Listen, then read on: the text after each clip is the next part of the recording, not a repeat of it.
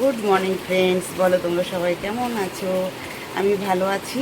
আজকে হচ্ছে 30 তারিখ, বৃহস্পতিবার, 30 তারিখ সকাল। তো চা টা খাওয়া হয়ে গেছে। বাইরে বৃষ্টি পড়ছে, ঠিক আছে, বাইরে বৃষ্টি পড়ছে। মাসি আর আমার যে ইয়ে করে আর কি, ডাস্টিংয়ে মেয়েটা, সবাই কাজ করে চলে গেছে। তো আজকে এখনও ক্যামেরাটা অন করলাম, কারণ কি আগের দিনের ভিডিওটা এডিট করে ছাড়লাম, তারপরে গুড মর্নিং বললাম আজকের জন্যে। তো চলো তোমাদেরকে দেখাই আজকে এইখানে কেন বসে আছি।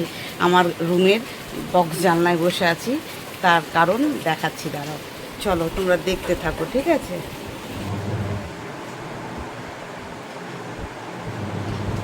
এই দেখো, এইখানটা ধুলাম, এই যে বালতিতে জল, ঠিক আছে। আর দেখো, এই যে আমার পুচুর জন্য একটা ঘর করে দিয়েছি, দেখো ওই যে পুচু বসে আছে, ওই যে পুচু বসে আছে, দেখো। কারণ বাইরে কী হচ্ছে, বৃষ্টি হচ্ছে, দেখো এখন জোরে হচ্ছে, এখন আসতে হচ্ছে, কিন্তু একটু পরে জোরে নামলে এখানে পুচু থাকলে পরে ভিজে যাবে। তো সেই জন্যে পুচুকে আমি এই ঘরটা বানিয়ে দিয়েছি। ঘরে ওই প্লাইয়ের টুকরো ছিল, সেইগুলো দিয়ে বেশ সুন্দর, দেখো চারিদিক দিয়ে জল পড়বে না। ওইখানে কিন্তু ও চুপচাপ কুপটি মেরে বসে আছে, দেখো ওই দেখো পুচু, পুচু। আর সারা বিকেল এই ছাদটার উপর উঠে বসে থাকে, যে লাল রঙের যে প্লাই দিয়ে করেছি, এটা হচ্ছে বিকেলবেলা বসে বসে ওখানে হাগু করবে। পুরোটা ধুলাম, এই দেখো জল দেওয়া আছে, এখনও বালতি করে ঝাঁটা দিয়ে এইগুলো পুরো ধুলাম। হাগু করে ভর্তি করে রেখেছিল পুরো এই বক্স জানলাটা। হ্যাঁ, তো আমি এটা সকালবেলা উঠে আগে চাটা খেয়ে এসে পুজোকে দেখতে এসে দেখি পুরো হাগু করে পটি করে ভর্তি। আমি আগে ফিনাইল দিয়ে জল দিয়ে এই জানলাটা পুরোটা ধুলাম, ধুয়ে ওকে একটু ধান দিয়ে দিলাম ভেতরে, এই দেখো একটু ধান দিয়ে দিলাম। আর পুজো ওখানে চুপটি করে বসে আছে, এই যে। তো চলো, বৃষ্টি হচ্ছে আর দেখাই। ঘরের কাজকর্ম সব কমপ্লিট, রান্না কমপ্লিট। কি রান্না করেছে মাসি আমি এখনও জানি না, গিয়ে দেখি।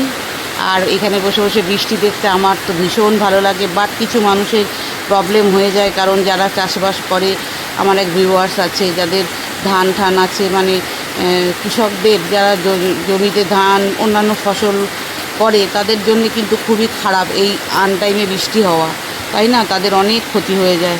বাট আমি একটুখানি এনজয় করি, কিন্তু অনেক মানুষের ক্ষতি হয়ে যায় এই বৃষ্টিটা। চলো, কী আর করা যাবে, প্রকৃতির সাথে তো তাল মিলিয়ে আমাদের সবাইকেই চলতে হবে, তাই না বলো? তো চলো বন্ধুরা, আগে দেখি কি করা যায়, আগে কি তোমাদের সাথে শেয়ার করি, দেখা যাক। চলো ফ্রেন্ডস, দেখো মাসি রান্নাবান্না করে চলে গেছে, রান্নাঘর একদম পরিষ্কার। তো আমি দেখাই আজকে মাসি কি রান্না করেছে, ঠিক আছে। আচ্ছা, হাজব্যান্ড তো খেয়ে চলে গেছে।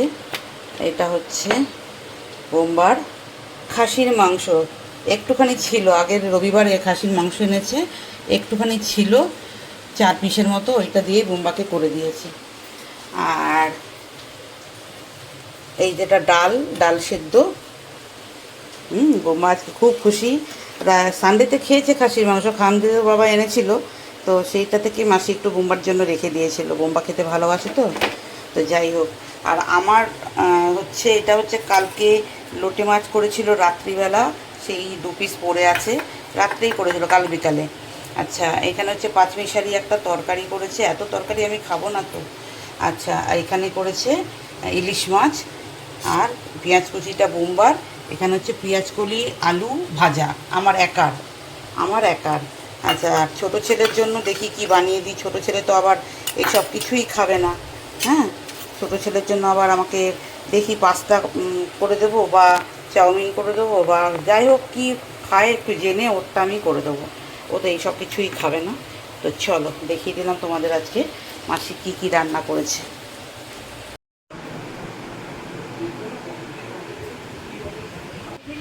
বোম্বা স্নান করে বসে আছে, দেখো। বোম্বা, তোমার স্নান করা হয়ে গেছে? হ্যাঁ, বাবা বাবা বাবা বাবা, ভেরি গুড। তোমার স্নান করা হয়ে গেছে, তাই না বাবা?